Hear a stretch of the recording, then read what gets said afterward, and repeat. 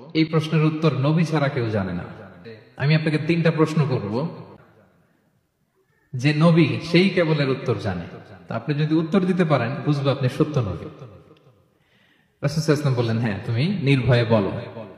তো সে যে প্রথম প্রশ্ন রাসূল সাল্লাল্লাহু আলাইহি ওয়াসাল্লামকে করতে আরম্ভ করলো যে মা হুয়া আউয়ালু আশরাতিস সাআহ, আপনি যদি সত্য নবী হয়ে থাকেন বলেন তো কিয়ামতের প্রথম আলামত কি? রাসূল সাল্লাল্লাহু আলাইহি ওয়াসাল্লাম বললেন তারপর?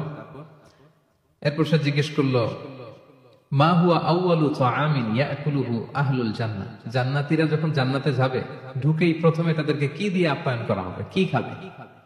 রাসূল সাল্লাল্লাহু আলাইহি ওয়াসাল্লাম বললেন তারপর? আব্দুল্লাহ ইবনে সালাম, তখনও তার নাম আব্দুল্লাহ ইবনে সালাম হয় না, তখন নাম ছিল হুসাইন বা হাসিন ইবনে সালাম।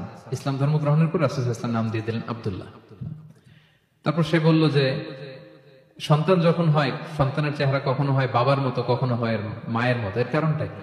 এই 3টা প্রশ্নের উত্তর নবী ছাড়া কেউ জানে না। আপনি যদি নবী হন তাহলে বলেন। আপনাদের কি মনে হয় রাসূল সাল্লাল্লাহু আলাইহি ওয়াসাল্লাম বলতে পারবে নাকি? হ্যাঁ পারবে। রাসূল সাল্লাল্লাহু আলাইহি ওয়াসাল্লাম বললেন একটু আগেই জিবরাইল আলাইহিস সালাম এই 3টা প্রশ্নের উত্তর আমাকে শুনিয়ে গিয়েছে। ওমা ইয়ানতিকু আনিল হাওয়া ইন হুয়া ইল্লা ওয়াহয়ুন ইউহা, তিনি বানিয়ে মন গড়া কিছু বলেন না, আল্লাহ তাআলার পক্ষ থেকে যে বার্তা আসে ওইটাই তিনি পৌঁছে দেন। তো তিনি বললেন শোনো, তুমি প্রথম যে প্রশ্ন করেছো যে কিয়ামতের সর্বপ্রথম আলামত কি, কিয়ামতের আউয়ালু আশরাতিস সাআতি ফানারুন তাহশুরুহুম মিনাল মাশরিক ইলাল মাগরিব, কিয়ামতের প্রথম আলামত হচ্ছে দাবানল, একটা আগুনের দাবানল দাউ দাউ করে জ্বলতে জ্বলতে মানুষগুলোকে পৃথিবীর পূর্ব প্রান্ত থেকে পশ্চিম প্রান্তে নিয়ে জড়ো করবে। This is the first sign of কিয়ামা। 2 নম্বরে তুমি জিজ্ঞেস করেছো যে জান্নাতীরা জান্নাতে ঢুকলে কি দিয়ে আপ্যায়ন করা হবে। রাসূল সাল্লাল্লাহু আলাইহি ওয়াসাল্লাম বললেন যে আউয়ালু তাআমিন ইয়াকুলুহু আহলুল জান্নাতি ফাজিয়াদাতু কাবিদিল হুত, জান্নাতীরা যখন জান্নাতে ঢুকবে তাদেরকে মাছের ভুনা কলিজা বা কলিজার পাশে একটা জায়গা আছে, এই অংশটাকে ফ্রাই করে প্রথমে আপ্যায়ন করানো হবে।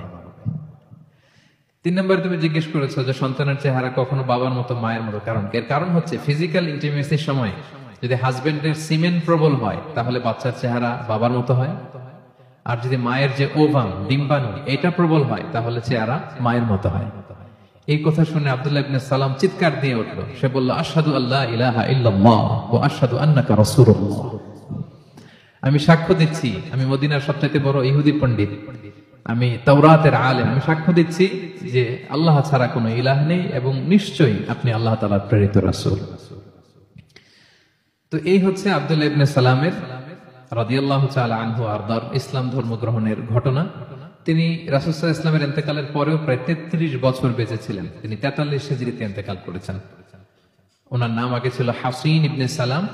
ইসলাম ধর্ম গ্রহণের পরে রাসূল সাল্লাল্লাহু আলাইহি ওয়াসাল্লাম বললেন তোমার নাম হচ্ছে আজকে থেকে আব্দুল্লাহ। কি নাম? আব্দুল্লাহ। পরে উনি পরিচিত হয়ে গেলেন আব্দুল্লাহ ইবনে সালাম নামে।